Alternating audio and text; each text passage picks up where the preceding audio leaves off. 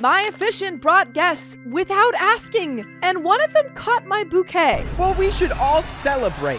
So, long story short, the original officiant we chose and loved had to back out for personal reasons. We were disappointed, but a replacement was assigned quickly. The original choice told us the replacement was very professional and would perform the ceremony perfectly. By the way, this comes from Sashiku, and if you want to submit your own stories, go to the r/okstorytime subreddit. I'm Sophia. I'm Dakota. And we're here to give good advice goofily, but we don't have all the answers. We only know what we'd do. So let us know what you would do in the comments. And OP says, cut to the end of the ceremony. We do the recessional, and I noticed two women I've never seen in my life sitting in the back. One was wearing a sparkly deep V-neck club dress that had her front airbags on full display. But thankfully, the other guest and the officiant were both dressed for the occasion. I was not asked if the officiant could bring guests. I was asked if she could stay through the reception and said yes, but never approved extra heads.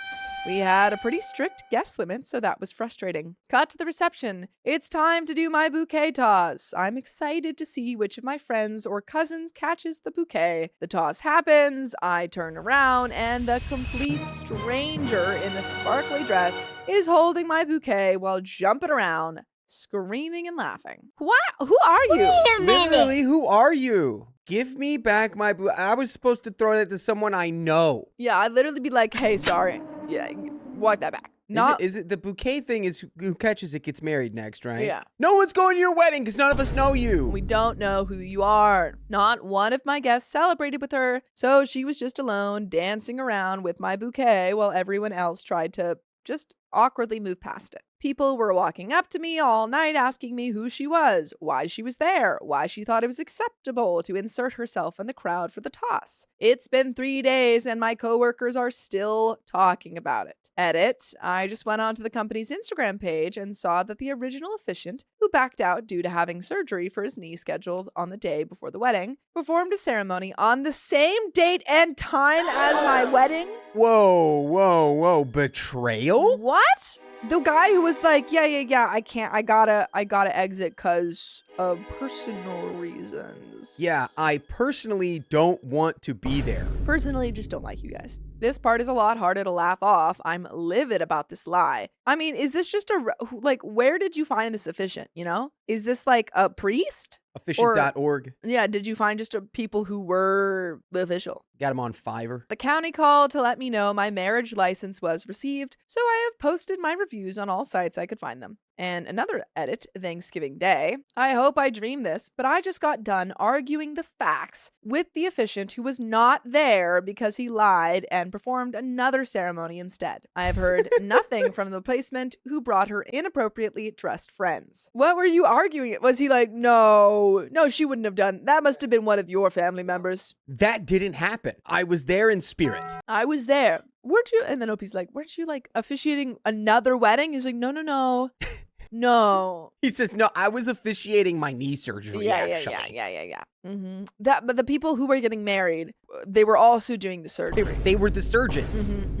So I thought I'd do them a favor while they were doing my surgery. You probably don't know this, but it's customary in the surgeon world to be wed over a knee surgery, okay? Everyone knows that. You're being culturally insensitive to surgeons. It's just disgusting of you. Commenter 1 says, I'm sorry this happened to you. Very unprofessional on the officiant part. I'm not sure if there's a place to report them, but I definitely would look into that. For your coworkers to keep bringing it up is very mean and rude. You are obviously upset about it, understandably so. So for them to keep bringing it up is not okay. OP says, honestly, at this point, I'm laughing it off. A good friend gave us the gift of being our videographer, and he got that moment on film. My face is priceless. He recorded the whole toss, her catching it, my guest being like, who the F is this woman? And then he quickly pans over to my face where I'm like, and hits me with a dramatic zoom. It's actually hysterical. One of my bridesmaids went up to the women's table and stole the bouquet back, and we gave it to our friend that should be getting engaged very soon.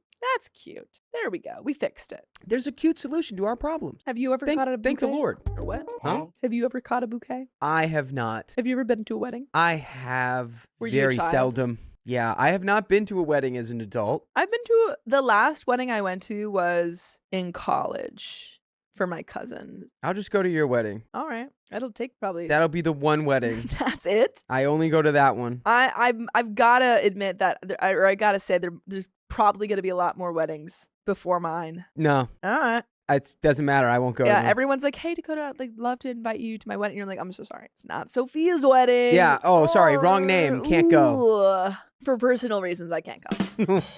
Commenter 2. Sorry this happened. The officiant and the sparkly woman's actions revealed a lot more about themselves than about you. Don't let their choices ruin the fact that you got married. You can mention the surprise guest if you ever leave a review for the officiant. OP says, I will definitely be leaving a detailed review and attaching the video of this happening when I do. My face when my friend zooms in on me says it all. My flabbers were gasted. Comment 3 says, did you pay the officiant? I'm glad you can laugh about it and that no permanent harm was done, but gosh dang, that was unprofessional. And as such, I think a refund would be more than called for. OP says $375 total. You should get a refund. Wow. That's crazy. $375 to have the guy just go off and do a different one is insane. If it's that much, I feel like we should start getting our friends. They go onto like that one website where you can get certified. Yeah, we get officiated. Let's go get officiated. Yeah. I'm gonna get officiated. I'd love to officiate someone's wedding. The baddies getting officiated. It's 2026. We're officiating. Yeah, I'm gonna have my dad officiate my wedding. He's not currently officiated, but that's not that hard. Sounds very efficient. But he's probably gonna cry while he does it. He gets teary-eyed. He's a sweetie. He's a cry kind of guy. He's a cry kind of guy. OP should not let that moment ruin her memory of the wedding. OP says it was definitely a great party, and I refuse to let a bad 3 minutes ruin my memory. I married my best friend on Saturday, surrounded by friends and family, and that's what really matters the most. Comment 3 says, why did you say yes?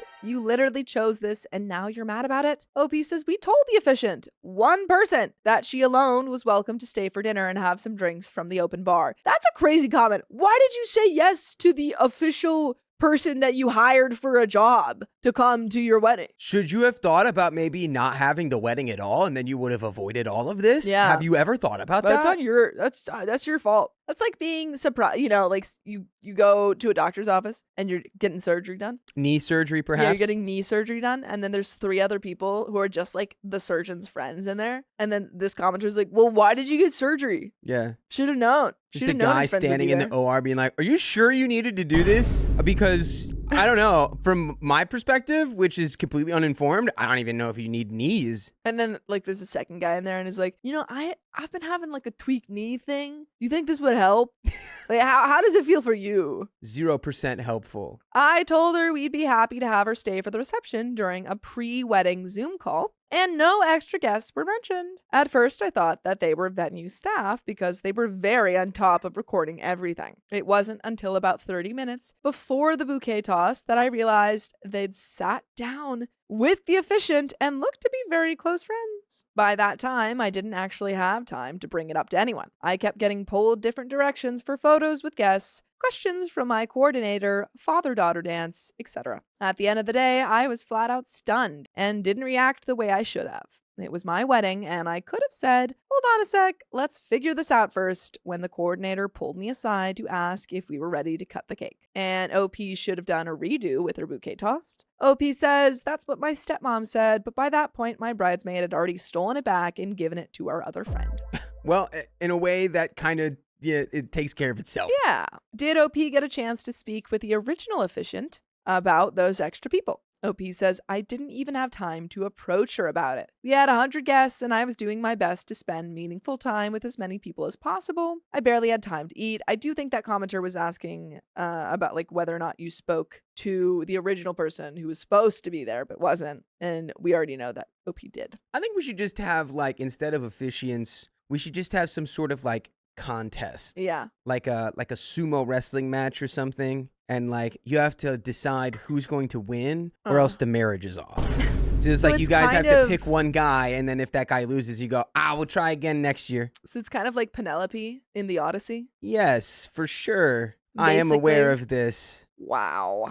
Basically, towards the end of Odysseus's journey, he's about to arrive back home. Penelope has been like staving off of these suitors for 20 years who all want to marry her and take the throne and all that jazz. Yes, she says, no, my name is Penelope. I am far too pretty for you. Yeah, and she says, basically, I've got to finish this big old tapestry and you got to wait. Does that all stuff. And finally, they're like, you know what? You got to pick one of us. You got it. And so she's like, fine. Whoever's able to throw, I think it's like, there's all these axes that are like hung up or something. Is this the arrow and the axe heads? And if you can get the if you can get the arrow through all 12 axe heads, then you can marry her. And she's like, no way, anyone but my husband could do it. And who did it? Homer? Her husband. Homer's the writer / orator. Oh. Or so. He's like, yeah, man, I got to tell this story about how I shot that arrow through these axe heads. How do I do that? Yeah, Homer just appears in his own story. And he's like, and that's when I went in and I won her hand. No, Odysseus shows up and he's like, but anyway, that's what I guess has to happen at this wedding. You just have like two people you hire off Craigslist come in to do an arm wrestling match. And, you guys both decide who's going to win. And if you're wrong, better luck next year. Yeah. And then you save the $375 from the officiant and you can put that towards the Craigslist arm wrestlers. Why didn't the coordinator or anyone from OP's entourage step in and deal with the extra guests? OP says the coordinator was told the couple said we could stay when she asked them what they were doing. My girls didn't realize what was actually happening until after the bouquet toss, and everyone was so stunned we didn't act when we should have. And additional information, OP says, I wasn't upset by that point. My friend group and I were kind of cracking up at the audacity, and I was so happy with the wedding otherwise that I was over it kind of quick. We had friends and family come over to the house after and spent a good amount of time roasting the lady. It's kind of hard to hurt my vibe when I'm in a party mode. I get over things quick. I just wanted to share the story because everyone I've talked to that was there thought it was completely insane. The bouquet was stolen back. It went to the person I really wanted it to go. My guests are expressionate, loud, and give no Fs, so I'm sure she heard what a butt she made of herself in passing too. OP clarifies on paying the officiant and getting a refund. OP says we had to pay for before the ceremony was done, but like I've said in some comments here, I'm going to approach them about a full or even partial refund and leave reviews detailing my experience. I'm just waiting to find out that our marriage license was received first, because I would hate for them to become vindictive and throw it in the shredder or something. That's fair. There's a clip of the bouquet toss. No, we can't play it. We can't play it. Maybe, what if I click it? Oh. So she tosses it. Oh, there. It's kind of there. Look, can you see? Look, try to see if you can get it. Is that better? Yeah, there okay, it is. so she's dancing. Everyone disperses immediately. And has it been caught? Yeah, literally everyone's, and she's just shocked. Okay, you look beautiful. I agree. Update 4 days later. I am sadly not here to share a happy update. No. An unhappy update? You should have stayed gone. You shouldn't have come back. Why would you tell us unhappiness? The original officiant we'd chosen, the liar, sent me a 10-paragraph text message wanting to argue with me about my review on Thanksgiving Day. Firstly, he states that the bouquet was caught fair and square by the person who happened to be the tallest in the group. The video shows this to be laughably false. I'm sorry. His first thing when you're like, hey, it was totally disrespectful that this officiant replacement brought her two friends and then was a part of the bouquet toss. He was like, well, she caught it fair and square. Finders keepers, losers weepers. She used her gifts to get that bouquet, and there is nothing you can do to say it was destiny is what it was. Two guests in the video, including the one she snatched the bouquet from, are clearly taller than her. That's true. That's true. We saw it. We saw the footage. Either way, it's a moot point. She never should have been a part of that moment to begin with. She never should have joined the group at all. She shouldn't have even been at the wedding in the first place. To argue that she was just so tall that the bouquet just happened to fall to her is completely insane to me. Secondly, he is doubling down on his surgery lie. He told me he was at home recovering on the 22nd. I sent him the screenshot from his own page where he clearly states that he performed that ceremony on the 22nd. You're like, I'm looking at your page. You posted this. I also sent him screenshots of me straight up asking the other vendors he tagged, who confirmed that this wedding was in fact performed on the 22nd. I sent him screenshots from the bride and groom's Instagram pages showing that their wedding was on the 22nd. OP has mountains of evidence. He is literally in a photo with a welcome sign that shows the date of the wedding as the 22nd. He's like, that's not me. This is all a conspiracy, deep fake AI to get me on the officiant blacklist. As you can see in that picture, my eyes are closed because I'm actually lying down and they photoshopped it to make it look like I was standing Yes, we had a hologram version of me flown in while my knee was being surgeried on. Mm-hmm. And he like walks in with a limp, but it's a fake limp. Yeah. He's like, I had to meet you here, OP. And he has a cane. He's like, as you can see, I couldn't possibly have been at that wedding. Can't you tell by my fancy cane? I can't even begin to understand what he thinks he's doing by repeatedly lying to me about this. I did attach all screenshots with explanations to all reviews on the 6 platforms I've posted them on so far. By the way, you can look at all of our platforms and find full episodes with stories just like this. Just go to Spotify, Apple Podcasts, or iHeartRadio and search up OK Storytime. There is a little bit left to this story. Any final thoughts? I think the real solution to this was to just do it again immediately. Yeah. Like, but it seems like, other bridesmaids had already given it to someone else, so you couldn't just do it again. Yeah, but you could have, because it was your wedding. So you could have been like, no. I don't know her. I'm sorry. I don't know you, though. So I don't want you to catch that. Yeah. Let's do this one more time. Let's do it again. Yeah. Immediate friends only, please. Yeah. Thank you. I think if OP had acted quickly, yeah. But I think at the point when it's already been given to the other friend that they, is getting engaged and want to have it, you can't really take it back after that. But if you, if she had the hunger in her, she would have done it immediately. She would get it again. Once you guys do it again. She goes, again. You will fight for that bouquet. You don't just get engaged easy. It can't just be given. Mm-mm. It must be taken. You must fight for your right to win the bouquet.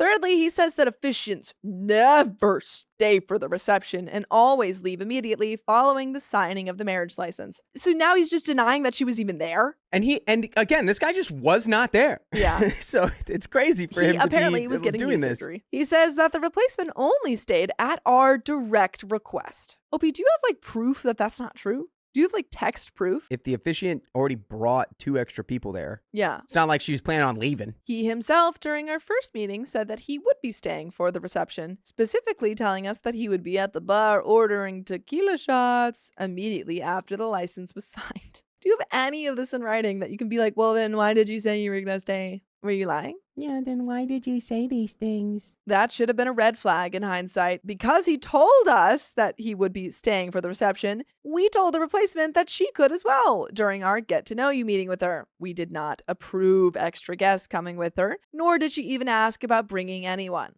let alone 2 extra heads. That's it. That's the update. And comment 1 says, please include his insane responses to your reviews in those reviews. People need to know what a loon this guy is. OP says, I did. My reviews are extremely detailed and I included screenshots of everything. I let him know that I would be adding screenshots of his text to my review to highlight his horrible attitude. He said my attitude was the problem and that he was being a professional. Were you, though? You professionally were nowhere to be found on the day of the wedding, so... Yeah, this guy gets really grumpy about fake knee surgery. He's like, whenever I fake getting my knee done, it just puts me in a terrible mood. I hate faking knee surgery and you're making me stressed out. Also report him to the licensing department, your county's clerk of courts. OP says, I can do that for something like this. I'll have to do that today. The county's clerk office already knows a little about the situation. I called to ask if our license was received and gave a tiny explanation on why I was asking. They actually called me back a day or 2 later to let me know they received the license and that I was free to post my reviews. I'm definitely going to call the county and see if they take formal complaints like this. I got a bit caught up at work and responding to Reddit comments today, but I set a reminder for tomorrow. And OP responds to a comment about having a close friend being ordained to do the wedding. OP says, public speaking terrifies me, so you're basically a saint in my eyes, lol. I would have loved for a friend to officiate, but we couldn't really figure out who to ask. We're all neurodivergent and introverted. Well, yeah, I guess sometimes you gotta outsource. Comment 3 says, this is such a crazy story. His commitment to lies and excuses is wild. Like the jig is up, my guy. Apologize, refund, and move on would be the professional response. Gaslighting in the face of so much video and photo evidence is a sign of an unwell mind, in my opinion. And OP says yes, and not only that, but in his text to me, he says, word for word, multiple individuals, including vendors, reported something very different. I have spoken to all of my vendors. I got married at an all-inclusive venue. I had exactly 3 vendors: officiant, photographer, and venue. The venue handled food, cake, linens, dishes, cutlery, champagne flutes, etc. on site. I used faux florals that were bought online, prearranged. I myself spoke to my photographer and the venue contact coordinator, who are both just as appalled as I am. He also says, word for word, in closing, your wedding day should have been filled with joy, and I'm genuinely sorry if anything during that day caused you stress or disappointment. However, the statements in your review misrepresent both the events and the professionalism of my team. With all the verified facts, messages, and video evidence we have on file, I kindly request that you remove the inaccurate review from Yelp and any other platform where it may have been posted. Should the review remain, I will be required to publicly correct the record using the factual information and documentation available. I sincerely wish you and your husband the very best moving forward, and I hope this clears up any misunderstandings reflected in your review. Bruh. Dude, if you can do that, go do that. Why are you bothering OP about it? Yeah, did you hire a private investigator to also stake out the wedding? And you're like, no, I know you're lying. Because again, you weren't there. You weren't freaking there, dude. You weren't there. Where's what evidence do you have? You were not there. If you had just said, oh, I'm so sorry, I can't believe she acted like that, probably wouldn't even have left a review. Yeah. And if it would have been at least like, oh, well, this was bad, but at least they were helpful. Yeah, they handled it. Reached out with concerns. He was not there. He has not spoken to any of my vendors. I specifically asked them if he'd reached out. They confirmed he has not. His only eyewitness account are from the replacement and are 2 uninvited guests. I copied and pasted both of those quotes directly from his text. Commenter 4 says, why would he, the officiant, have a team? Is he trying to imply that these random people were part of his team?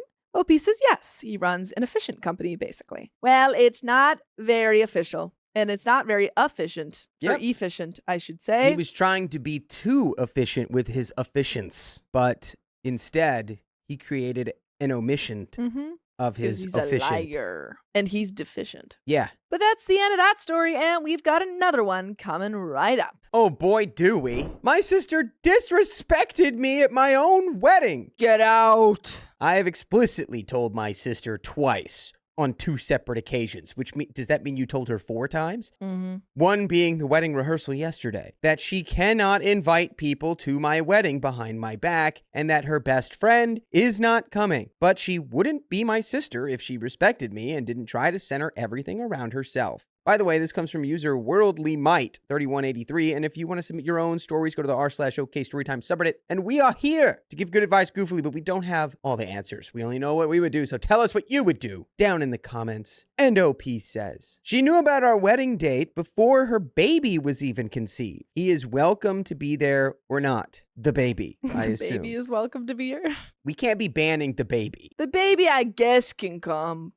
Baby kind of needs to come. Probably, maybe, a little bit. I don't know. Maybe come. Her drinking buddy is not coming. It makes no sense to have a babysitter if the baby being sat is going to be at the wedding, because then my sister can take care of him. Well, I kind of actually get the desire to bring a babysitter because you want to enjoy the wedding, but maybe you want to have the baby close by just in case anything goes wrong. I kind of get that. And just someone to hand the baby to. Yeah. So that you can be babyless for just a brief moment. Yeah, I think that's fair. It sounds like you just really don't like her friend. Yeah. Okay, this is just an excuse to have someone there she wants to drink with, and someone I have met maybe twice in my life. We're having a small wedding, and frankly, just the disrespect of first inviting someone and then asking me if it's okay when I had already heard from others she had is bad enough. But then when I said no, telling me yesterday at the wedding rehearsal that her friend will need a seat at the back of the chapel was a real "are you effing serious" moment. Honestly, I bet she will try to ignore me again and have her friend there. There isn't much I can do except preempt a few people to boot her bestie out on my behalf if it comes to it. This is just so expected, typical, really unsurprising. And I really wish it wasn't. I wish my sister would respect me on my day and not put herself first. All she has to do is be there with or without baby. Baby being dropped off after the ceremony. Fine, easy, dandy.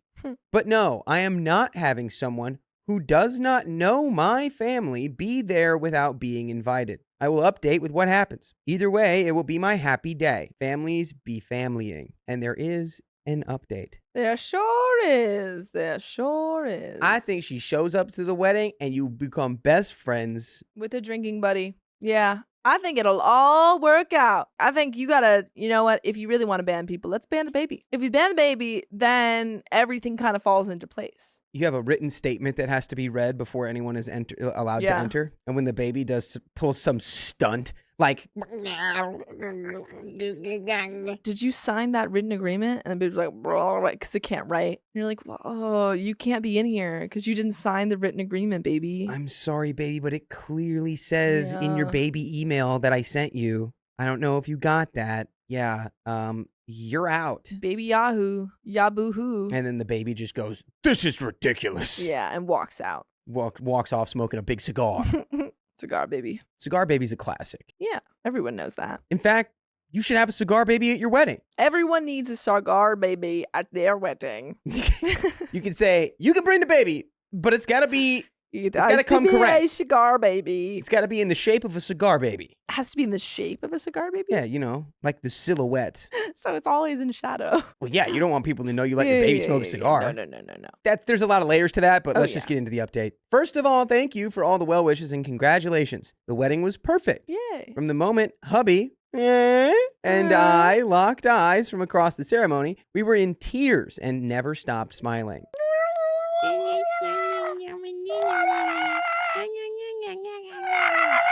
Our little toddler wild card brought so many laughs. Aww. And the day was all about love and family. Everything was stunning and went smoothly, and I wish every moment lasted a lifetime. Aww. And now the drama. Yarr. Yarr. Maybe you just maybe they mean like they had a play. Yeah, they did a Shakespeare production. Yeah, and they were like, "Oh, the drama, it was great."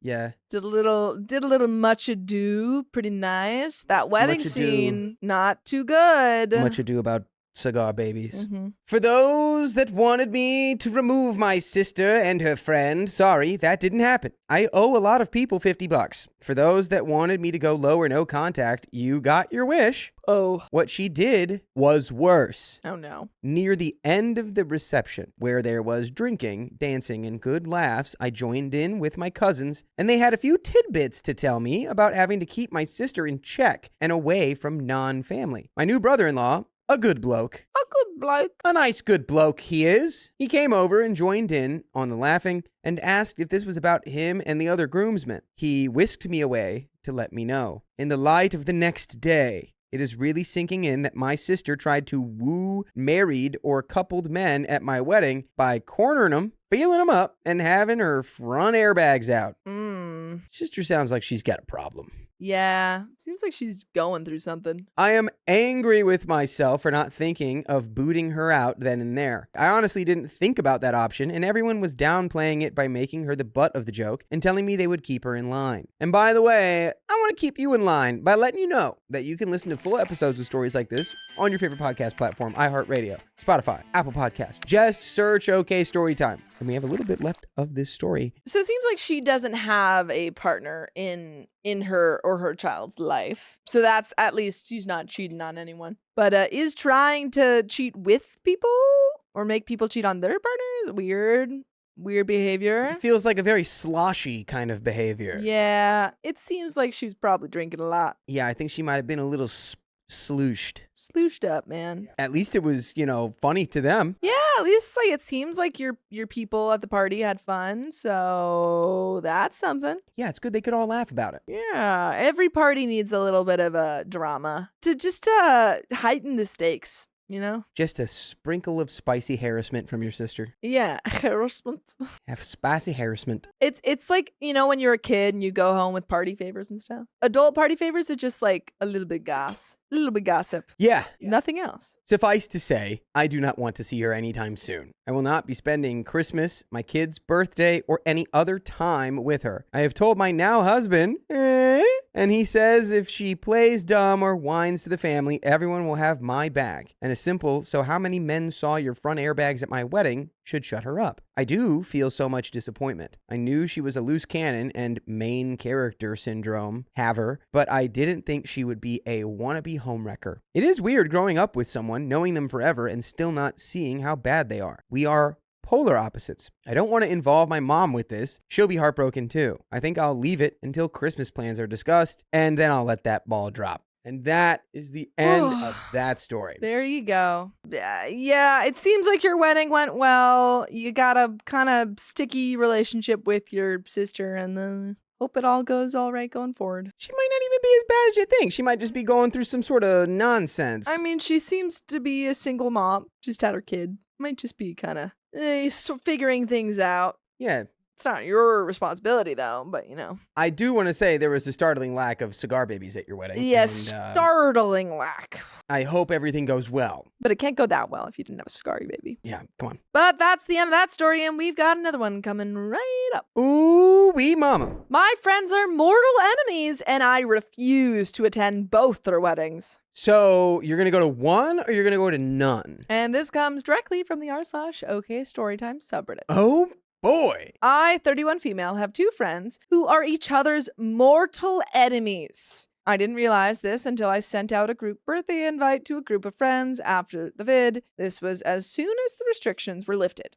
Ironically, I got the vid at this time. However, I don't think I am either of their friends anymore. By the way, this comes from NoMap7688, and if you want to submit your own stories, go to the r/OKstorytime subreddit where this story comes from. And we're here to give good advice goofily, but we don't have all the answers. We only know what we do. So let us know what you would do in the comments. And OP says, the reasoning for why they are mortal enemies is that Astrid, 30, slept with Olivia's, 28, boyfriend a decade ago. Well, folks, that'll do it. This guy is not the one either girl is marrying now. They weren't friends prior. The guy lied. Olivia stayed with him for another year before meeting her husband-to-be. Astrid met her husband-to-be around the same time. Now for the context. I went through 2 years of intense therapy recently. I've always been in therapy, but this was therapy to get to who I am, what my issues are, and why. Since the therapy ended, I have aimed to be heavily self-reflective and critically analyze situations. I've spent all that time traveling every month to new places, learning new cultures, and meeting people in different spaces. How new people treat me versus how Olivia and Astrid treat me is super different. For instance, new friends are always telling me how amazing I am. I have a decent career path, etc. If I need anything, despite us all living across the country, in other countries, or nearby, they answer the phone or follow up. There is a constant flow of communication, and it is super easy. Olivia and Astrid treat me the same way as each other. They are dismissive, nasty, and we have an expectation mismatch. For instance, within 3 months, I had a car accident and needed someone to watch my kids, 13 and 6. My new friends lined up to offer support. They talked, checked in, and evidenced concern. No new friends were in a position to offer more than that because they couldn't drive or live far away, or were traveling, etc. Astrid and Olivia both ignored calls and texts. Then they acted like I inconvenienced them as there was no damage to my car after I finally got in touch despite having severe whiplash. My mom had to travel from over an hour away to help me despite both of them either living near the hospital or 10 minutes away. They weren't working, weren't busy, they just did not want to.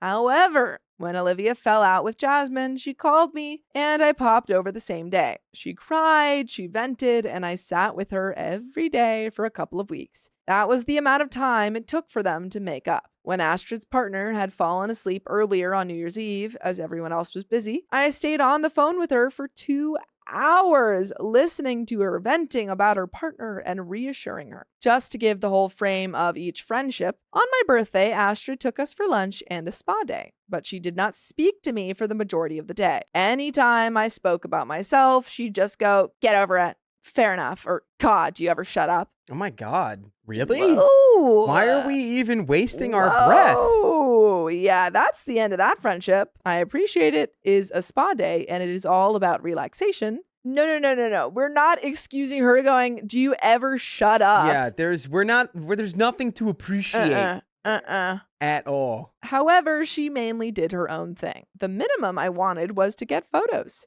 She complained that we have enough photos. She has more photos with her other friends. Olivia posted photos of us from a hike around 6 months prior. Olivia made a Facebook post wishing me the best birthday, but she did not actually interact with me beyond that. In contrast, in my other friendships, I was bombarded with calls, texts, and well wishes. I felt genuinely seen and appreciated. I wasn't sent gifts or anything, but they all interacted with their time, which I think is the best gift. They took me for breakfasts and lunches. We went to concerts together or we planned days together. That's all I wanted. A day or a couple of hours to interact with my friends and feel appreciated and celebrated. I did express this to all my friends that even if I popped round for a coffee and they said happy birthday, that's all I needed and wanted. And that's what I got from them. On Olivia's birthday, I rang her and said, happy birthday. I did try to arrange something with her, but she explained she was busy with family. That's totally understandable. We discussed how her day was and what she got, etc. I asked if she'd like to go for a girls' date and I'd pay. She just ignored me. On Astrid's birthday, she always has a weekend meal. I couldn't go due to her having it on a school night late at night. I offered to visit her on an alternative date and she refused.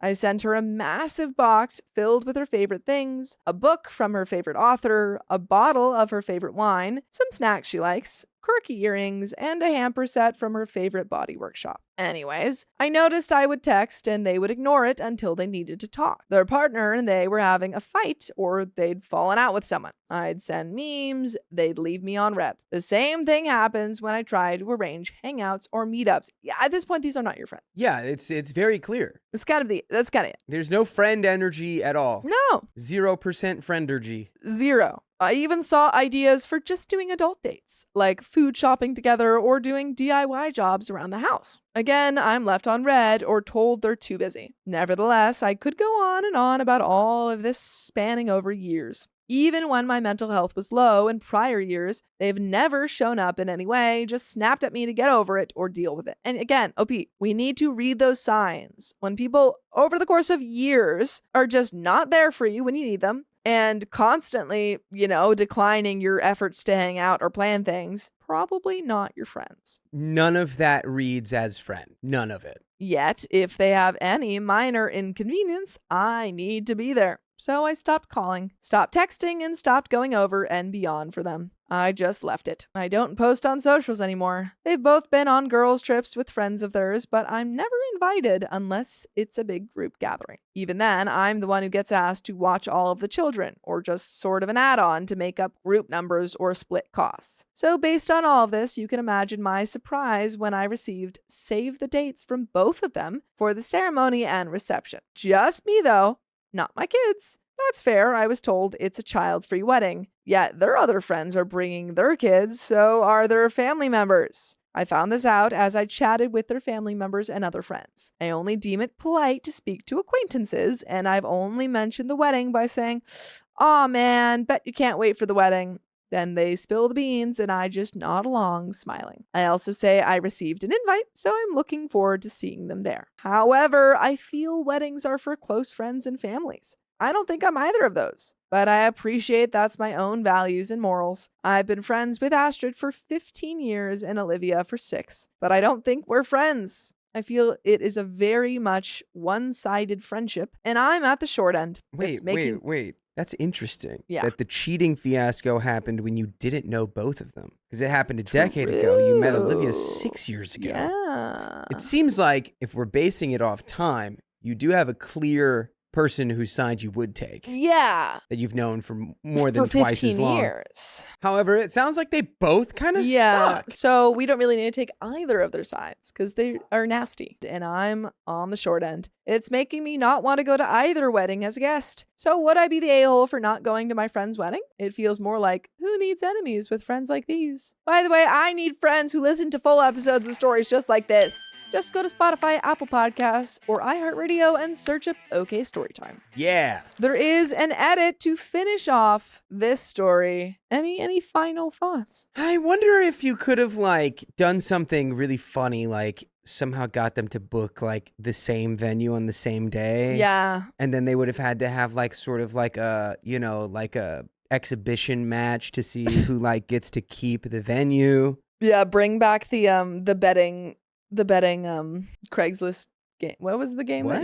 that the Odysseus game? If they don't win, Just game. just a sumo match. Yeah, sumo match. Sort of, you know, whatever. Bring that back. And whichever one of them wins gets to have the wedding venue. Personally, I agree with that. But there is a little bit left to the story. I just wanted to thank everyone for the kind responses. I have decided that if I receive invitations after the initial save the date, I will politely refuse, congratulate them again on their marriages, and move on with my life. I also forgot to mention the reason I mentioned them being enemies. They will not go to the same spaces. If I attempt to throw a party, they refuse in case the other is there. I respect that, but obviously it puts me in the middle and they call each other a bad friend. That's just like, I hate that more than anything. It's like, Grow with up. some exceptions, sometimes it's fair. Well, it's like you if there's like an abusive relationship or you Yeah. feel unsafe, sure. Certain circumstances This one, predicate come on. that, but it's like, now when you decide to take yourself out of an environment because of someone else's presence,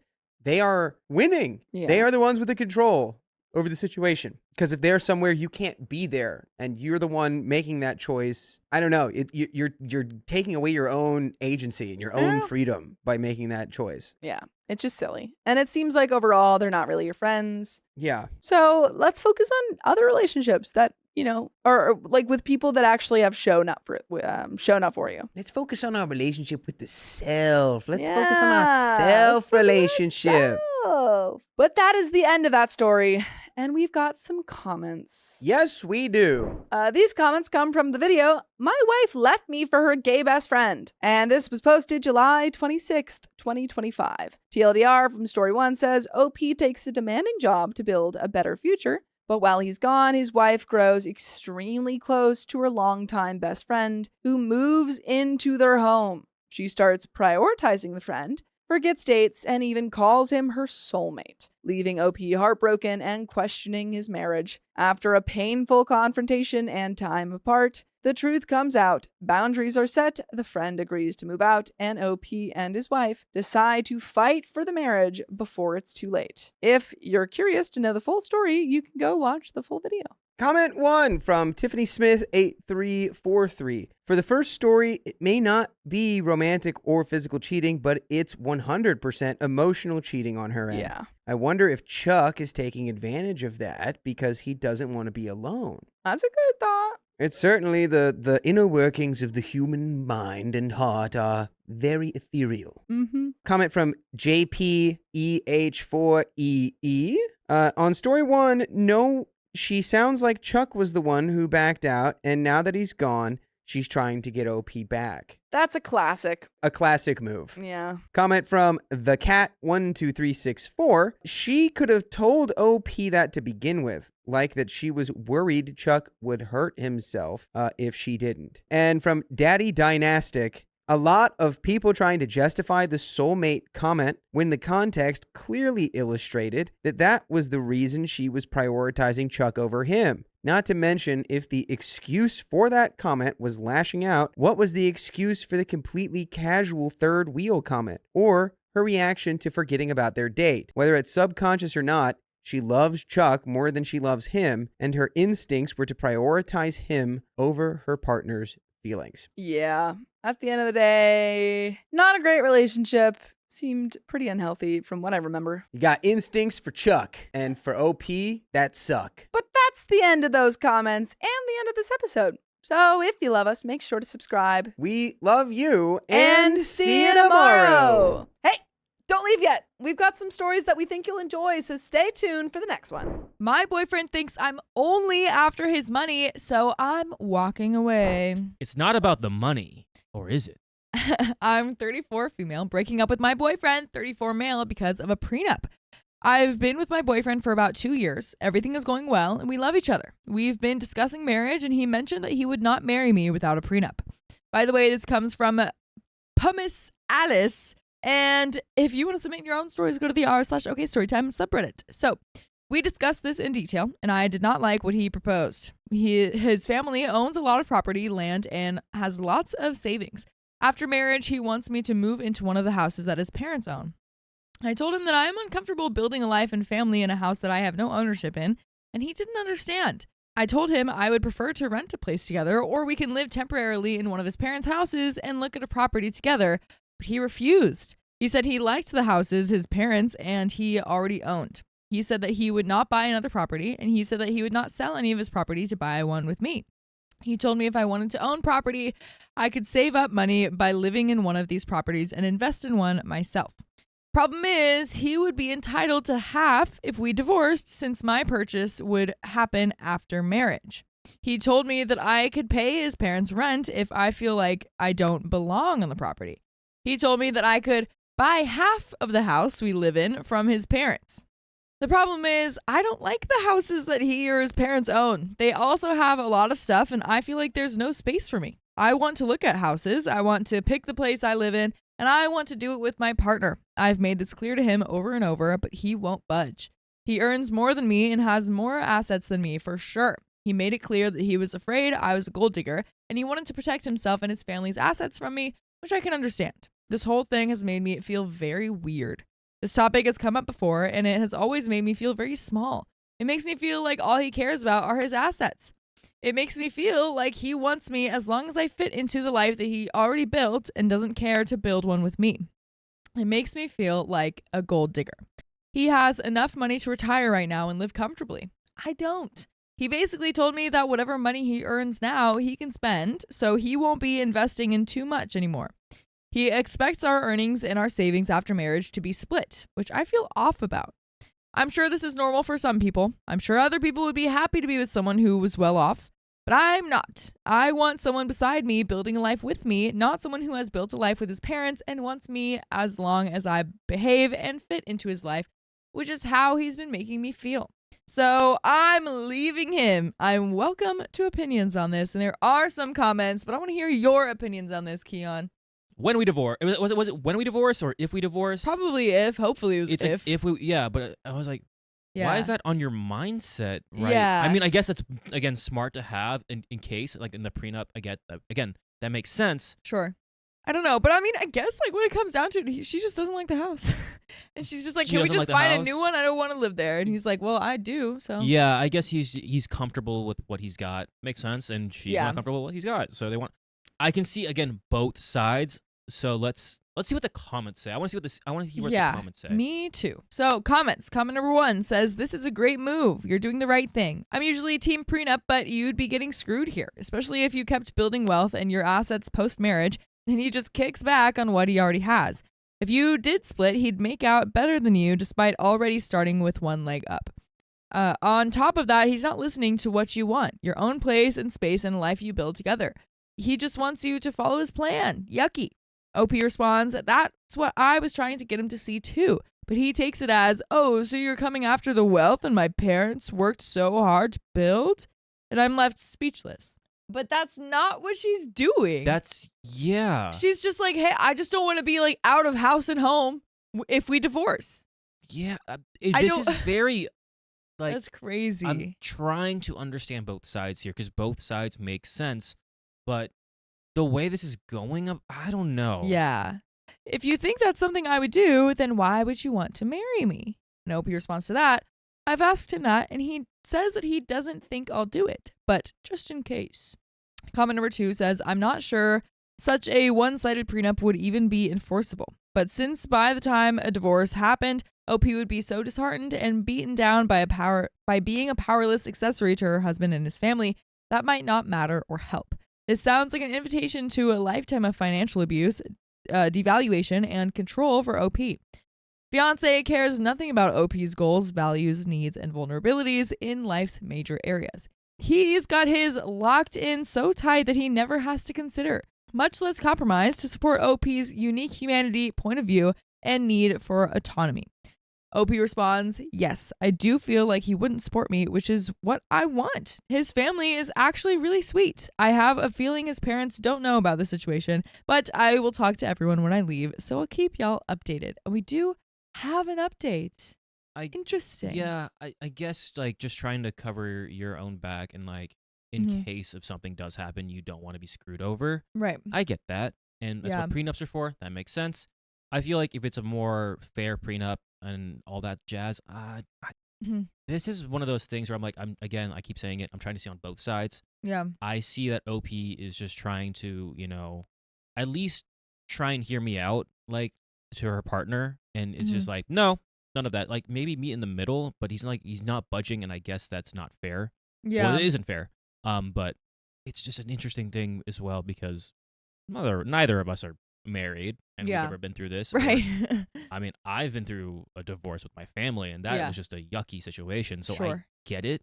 Yeah. It happens. Yeah. Intriguing. I don't know. But yeah, maybe it just comes down to how they're communicating about it. And maybe like that's really the issue. And how it comes across. And yeah. Exactly. Yeah.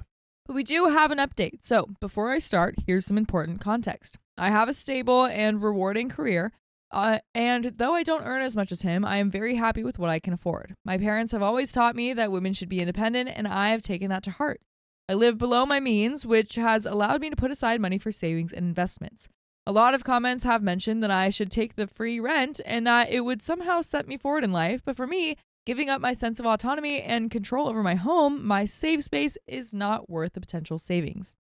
I lived with my parents and saved aggressively until I was 30, so I am lucky enough to be in a position where I can comfortably afford rent or a mortgage by myself.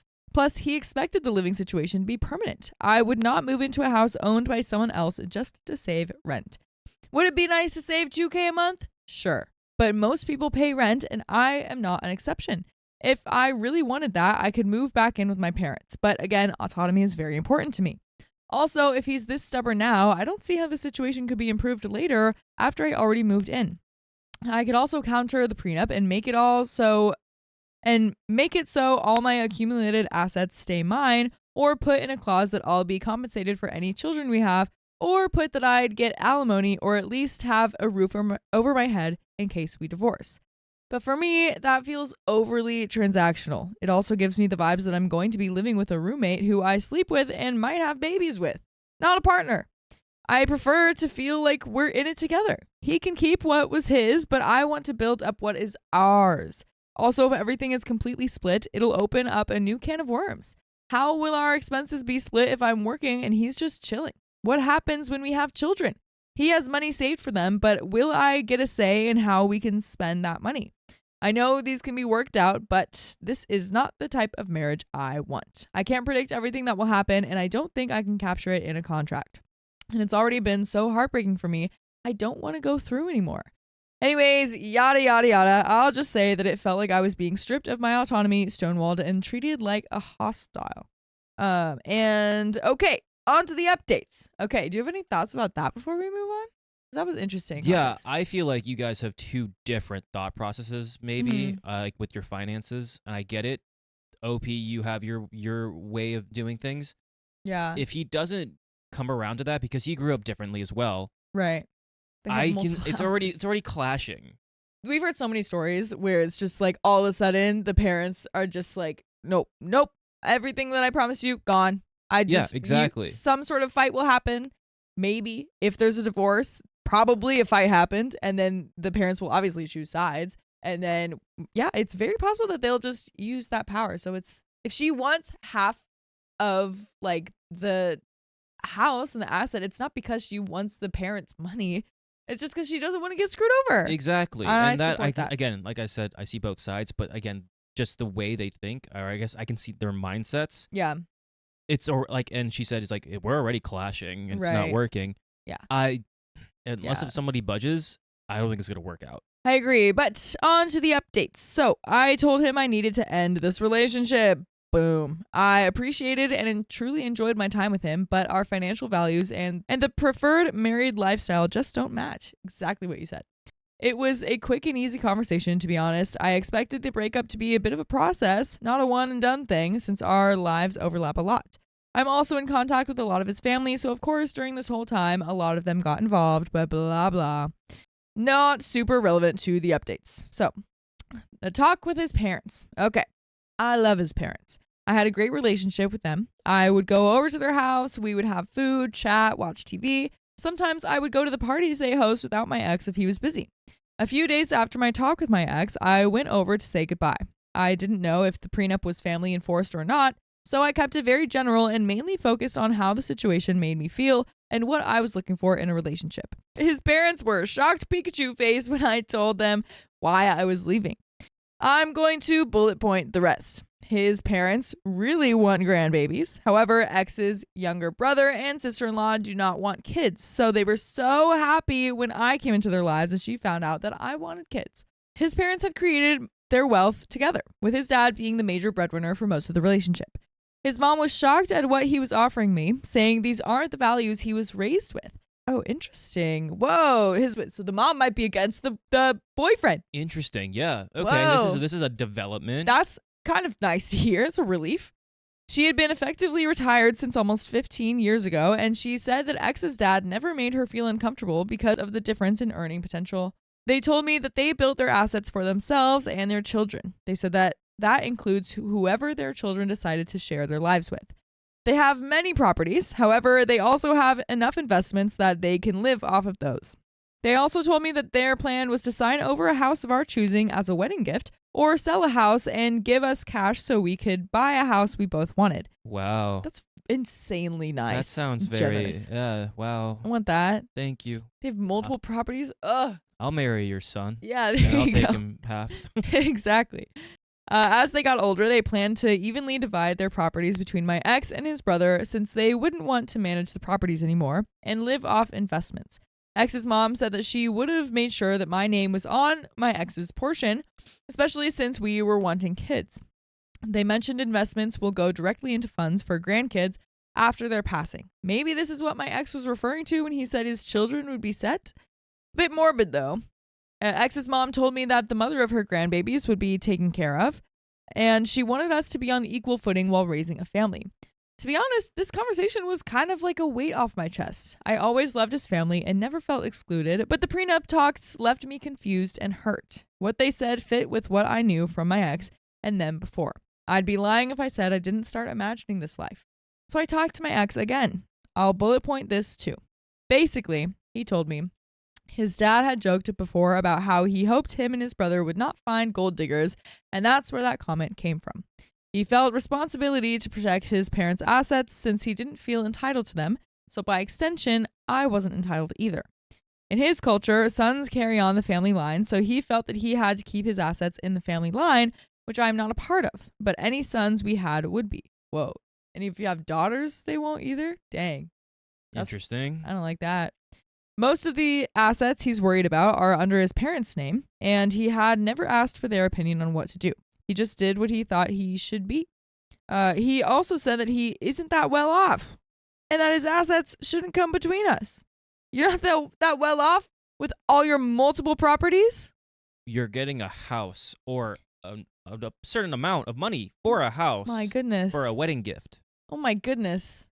But you're not that well off. Not that well off. He's being humble. All these small assets to come between us. This is still confusing to me. Isn't this whole thing because he was well off and wanted to hold on to what he had and not create a shared lifestyle? I think maybe he meant that he didn't own much and most things actually were under his parents' name. He felt like he was punching above his weight with me and was scared that I would leave him. Aw, little insecure boy. He was afraid that I was with him because of his finances, since that was the only thing that he had more of, whereas he said that I am intelligent, hardworking, beautiful, blah, blah, blah. Do we think he's being genuine with those compliments? I think he's an idiot. Yeah. That's one, because he's very insecure and just he's like, I'm just scared. I'm just scared, bro. Yeah. Oh my God. Man, I mean, he might be right about that. And that could be brought up in a nice way, but it also could be brought up in a okay, just trying to get her to stay kind of way. I don't know. That's any relationship. even if you were poor, that's any relationship. You're taking a dive and a chance on somebody that you want to open your life with and trust and continue that path. Exactly. He was scared about moving forward with the relationship, but instead of communicating, he became defensive. To me, it seems like he said and did things because he was feeling deeply insecure. He had made a couple of passing comments before about me being more beautiful than him or how I'm more hardworking, etc., etc., but I had always taken them as compliments, not self-deprecating comments towards himself. He also apologized over and over about how he didn't mean to make me feel like an outsider to him and his parents, and insisted that he wanted to share a life with me. He said that his insecurities and fear got the best of him and he didn't handle it well. He had taken advantage of my patience and lashed out because he felt inadequate and scared. It broke my heart because I think all of this could have been avoided. We've been through this song and dance before many times where he would feel some sort of way, then act out as he's processing it. I don't like that much. Until now, I always stay through it and we move on, but it's never gone on for so long. I've pushed him to seek individual counseling and we've attended couples counseling together, but I can't force him to sit and identify his emotions or employ the tools we were taught. The prenup conversation happened over a long period of time. He had so many chances to pump the brakes and reflect on what he was saying and simply just listen to me, but he didn't. He then sat in front of me saying that everything he said before was not what he meant. He said he would be happy to take care of me and our future kids. We could buy a house together or rent if I wanted to, because now he wasn't scared about creating a life together. Completely opposite to everything he had been saying. I don't know.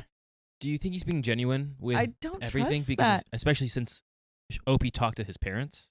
Oh, maybe. Does he know that he talked? I think he knows. He probably does. Probably that would make does. sense.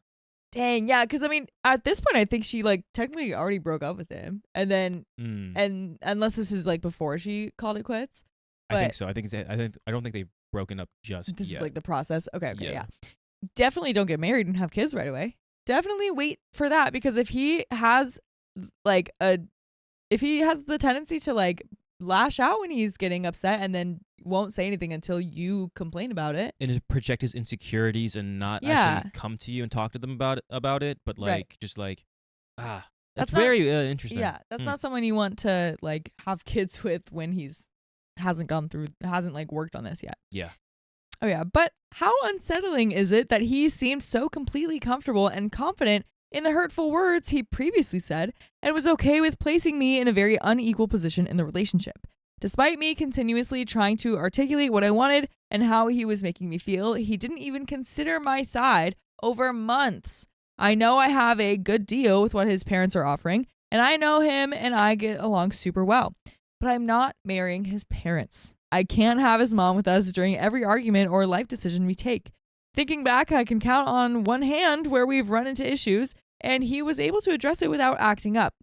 He's such a nice guy, but I can't be his garbage bin every time he needs to sort out his feelings. It's already worn me down. He's a grown man, he's intelligent and intuitive. He's had 2 years to learn how to communicate with me, and he's not. I honestly can't tell if what he said to me is genuine or coming from his parents or coming from a fear of losing me. I could give him the benefit of the doubt again, and move forward with the relationship, as I've done in the past, but I'm tired. I think this is a fixable problem, but I also have not seen any improvement since we started dating. If anything, this prolonged experience has made me feel it's gotten worse. I will not make the mistake of investing in a man because of what he could be instead of who he is. By the way, you can always invest in what we are, which is Storytime. Just go search that on your favorite podcast app, whether it's Spotify, iHeartRadio, Apple Podcasts, whatever you choose, because we've got full episodes with more stories just like this one. Get on over there. After this.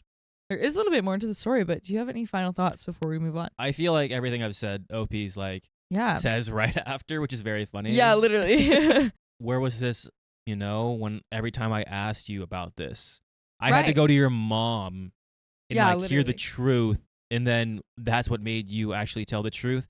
Yeah. That should have never happened in the first place. Right. Yeah. 2 years of doing this, I don't know. Exactly. Because this isn't their first conversation about it. So it's not like she brings this problem up at first and immediately he's like, oh yeah, I'm sorry.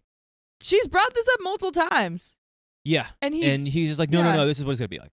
Exactly. And like again, like at the beginning, I was like, oh, I'm trying to get a feel for everything, and now the full story has come. It just makes so much more sense. Yeah. You can't change this guy, or if you do, it's just like you're kind of doing the watching over your shoulder kind of thing the entire time because you don't know if it's genuine or not. It should have been genuine from the very get-go, but it wasn't. But there is a little bit more to this story.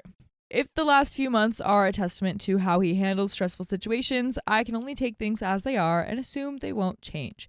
This whole thing has left me sour. I can't just unhear and unknow that he's afraid I'm a gold digger.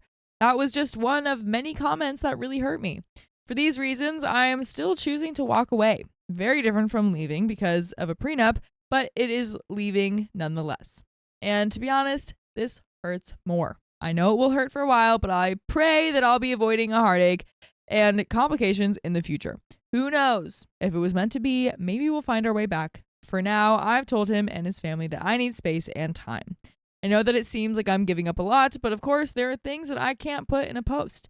I actually wrote the above quite early, but I didn't post because it didn't feel like it was over. But now, after this time, I know it is. And that is the end of that story. Wow. Dang. Wow. Good on you, OP. You know your value, you know your virtues, and you know what the life that you want to live. Yeah. You know, you don't want to wait on someone, and you don't want to force someone. If they do it genuinely, and they do it naturally. Right. So, it's going to suck for a little bit, but at least you know what you want, and you know what you want to live with. Right. And who to live with, and what you want in a partner. Right. So, that's the best thing.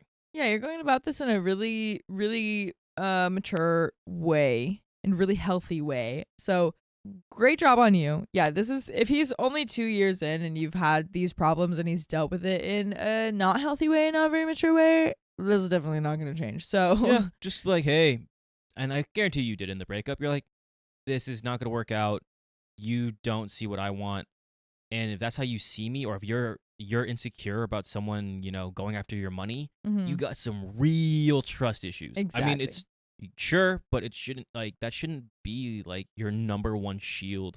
And you know what? Bye. Wish you the best. You maybe go get a therapist to talk about that and reevaluate. Dissect. I think my partner is going to propose. Is today the day? Ooh, he's gonna put a ring on it. A little long backstory.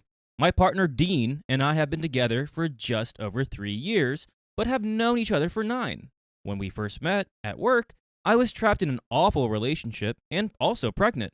So obviously nothing happened physically, and he would never have tried to change that, as no one knew how bad my ex-husband was. So as far as he was concerned, I was happily starting my own family. But we instantly clicked as friends, and honestly, I think it only took me about a week to realize I was falling for him in a non-platonic way. Uh-oh. By the way, this comes from user Down the Rabbit Hutch. And if you want to submit your own stories, go to the r/okstorytime subreddit. So, little did I know that Dean felt the same way. Woo! But he's the most oblivious person when it comes to knowing that someone likes him in that way. He later told me that had he had known everything, he'd have me out of that situation I was in and moved in with him in a heartbeat, and ready to raise my now 8-year-old daughter as his own. Wow, Dean's a keeper. He's making moves, man. Yeah. I had a complicated pregnancy towards the end, so I wasn't at work for the last few months of it, and my ex made me quit my job when I should have returned after maternity leave. Dean and I tried to stay in contact, but I was aware that I had inappropriate feelings for him, and I was terrified that my ex would somehow find this out and fly off the handle and hurt me. So I purposely let our communication dwindle to nothing after I knew I wouldn't be returning to work, even though it hurt. I think I gaslit myself into thinking that now that we had a baby, my ex would magically be better and we'd be one happy family. I put the whole thing with Dean down to him just being the one that got away, and I thought about him very often. Dean and I spoke a couple of times over the next 5 or so years, and once I learned that he was in a relationship and seemed happy, any hope I had that I could escape my ex and catch Dean was out the window. It felt pointless to break up the family I had for nothing. Again, I gaslit myself into it wasn't as bad as it was and put myself into the staying together for the kids no matter what mindset, which is not a good mindset. If you're doing that mindset out there, people, I get it, but it's not. Do what's best for you too. Yeah, and then that will be best for the kids because then they'll see you being healthy. Yeah, you don't want to, because if you're in a toxic environment, you're raising a kid in a toxic environment. Exactly. I've now shaken that off completely and in no way condone staying in an awful relationship regardless of whether or not there are kids involved. So I continued on, was coerced into a marriage I knew I didn't want, and then into having another baby, which my ex, of course, used to control me even more. So, scummy. Great. Dean's relationship lasted as well, and he and his now ex had 2 children and bought a house together. Happiness for myself seemed like a pipe dream by this point, and all I could do was pour all my love into my children and walk as carefully as possible around the sea of eggshells that constantly surrounded my ex. In 2022, everything changed. Out of nowhere, my ex left on a random Tuesday morning, of course blaming me and saying that marriage and children were too restrictive for him. Classic. This was, of course, a lie. It turns out he was cheating. Classic. But he tried to secretly move in with her because he didn't want any consequences for his actions. Classic. Oh, man, this guy's just a grade A classic. He's just checking all the boxes for textbook harmful ex-husband. He left me in a mountain of debt that he'd built up in my name without my knowledge. I had no way to provide solely for myself and my children, and he deliberately quit his job so he didn't have to pay any child support. Ooh. Oh, man. He also didn't care about seeing our children, but to be honest, I was glad about that as he barely knew how to change a nappy, and I didn't want his constant anger taken out on our children with no one there to protect them. Oh my gosh. The initial shock and upset about the sudden change honestly only took about 5 hours to get over, and after that, I was actually just grateful that he wasn't there anymore. I figured out how to be self-sufficient and actually started to be proud of myself for how I parented as a newly single mother and dealt with the whole situation. Good on you, OP. I'm not going to lie, Dean started playing on my mind almost immediately after my ex left. We hadn't caught up in a while, and he's barely active on social media, so I had no idea what his situation was. 2 months after my ex left, Dean messaged me out of the blue. What? Oh my gosh. He'd seen that my relationship status on Facebook had changed, and he was checking if I was okay. I was honest with him then about how bad the relationship had been, and he was pretty horrified. He also shared that he and his ex had a split up a few months after their second child was born, because she had been financially and emotionally manipulative since their first child arrived, and after their second was born, she was on the verge of psychotic.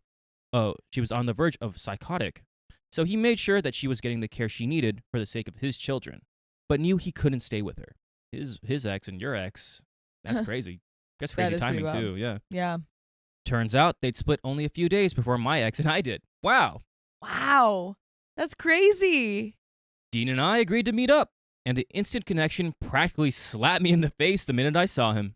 5 years without seeing each other, with all those pent-up feelings, all bubbled to the surface at once in that moment. And to my shock, he seemed to be flirting with me. Things escalated from there, especially when we both admitted that we had big feelings for each other, and the attraction was almost palpable. But we did agree that our friendship was the most important thing, that we didn't want to lose again. And especially with us both having only come out of long-term relationships where children were involved, we'd keep the physical aspect of things casual for a time and see how it went. Certainly no introducing each other to our respective children as being together or anything like that. But we both fell hard and fast for each other, and we knew that. So after a few months, we made things official. Woohoo! It all felt like a dream come true. Aww. It actually took me some time to adjust to how he treated me. Oh, oh man, making you a queen right now. Wow. He is, of course, an amazing partner, but I was so used to being treated like crap that this caught me off guard. We talked about how we wanted our future to look, and we knew that we wanted to get married. We also knew that we'd like to have our child of our own, but this was highly unlikely due to some of my own fertility problems. So this was more of a wish than a plan. Then, just before Christmas last year, we found out that we're having a baby due this August. Oh my gosh. This is so wonderful. She's the biggest miracle, and the whole family is ecstatic and can't wait to meet our baby girl. Things are so good. It feels surreal at this point. And yes, of course, like every normal couple, we have disagreements, but they never escalate to arguments. I've never heard him shout or be truly angry. We just communicate before everything reaches a breaking point and solve things together. Yay! So, this is so... Oh my gosh. So, that brings us to today. About a year ago, Dean bought me a promise ring and had my engagement ring finger measured, just in case. At the same time, he's mysteriously gone to my mother-in-law's house today to pick some stuff up and asked me if I'd like to go for a walk later, which is odd because we never really plan walks. We just go. He said he wants to walk around a local nature reserve, which, coincidentally, is where we had our first meetup 3 years ago, and also our first kiss.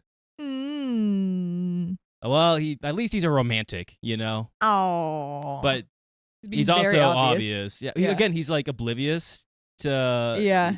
So he's probably like, this is like the perfect plan. Like, she'll never know. Which is sweet in its own way. It's very. He also paid for me to have my nails done a few days ago, just because. Unusual, as normally I'll have my nails done a couple times of the year for my birthday and Christmas, and I'll just take myself as a gift/self-care.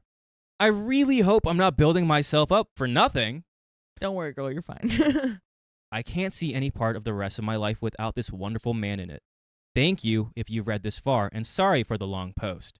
I'm not really expecting anyone to read this, or care, lol. Oh, well, OP, we care. Yeah. I just needed to blurt it out somewhere. By the way, I'm going to blurt out that I love you all. Woo! But I would love you even more if you joined in to full episodes with stories just like this one on Spotify, Apple Podcasts, or iHeartRadio, or again, your favorite podcast app, and search OKstorytime. Do it, please. We have 65 days of content for you guys. So much. You'll never be bored again in your whole life. This is like one of the sweetest stories. Yeah. Like, I don't know if you can tell, but I'm like, he's cheesing. I'm cheesing over here, and that's kind of gross. This is so sweet. You're grossing me out. I'm cheesing. But this is so sweet. This is so sweet, and this is so what she deserves. You both deserve this. Yes, yeah, absolutely. Absolutely. Because I'm sure this was, like she said, it was an adjustment. I'm sure it's an adjustment for him, too. 100%. He's, like, trying. He's finally able to give all of his love to someone that deserves it and who reciprocates it. And she is finally able to be treated right. Yeah. And it's so wonderful. Again, and if you're someone listening to this and you're in one of those relationships where, again, you're doing it for the kids or it's very toxic, just know there's someone out there and you can get out of it. You can get out of it. It's going to be okay. Yeah. You're going to find someone who treats you the way you deserve to be treated. Yeah. He took me down the same route that we walked down 3 years ago. And we were walking for a while. So I was beginning to wonder if I was wrong. But then he started to get all nervous. And I realized we were coming up to the bridge, which looks over the water, where we stopped and had our first kiss. Aww. I have butterflies. I'm not even in this relationship. This is so cheesy. I'm lactose intolerant. This is gross. I love it. I'm going to get gassy. It just felt like a much longer walk because I'm heavily pregnant now. Oh. Again, because of the daughter. But we got there eventually, and he gave me a very nervous kiss and then got down on one knee, said some truly lovely things, and showed me the absolutely gorgeous ring that he'd picked out. I struggled to say yes. Well, you keep reading. Oh, okay. I struggled to say yes just because I was hormonally sobbing by this point. Oh, you're just like... Could get it word out, can barely breathe. Yeah. But we already knew what my answer would be. I feel like the luckiest woman on the planet. Oh. My goodness. Congrats. Congrats to you and Dean. You guys have a big, happy family. Oh, my goodness. Wow. See? It's proof, guys. There's better people out there. There's someone out there for everyone who will treat you right. Oh, my goodness. How gross. Wonderful. Through all the muck and the vile. Congrats. That's all I can say. Yes. Yeah.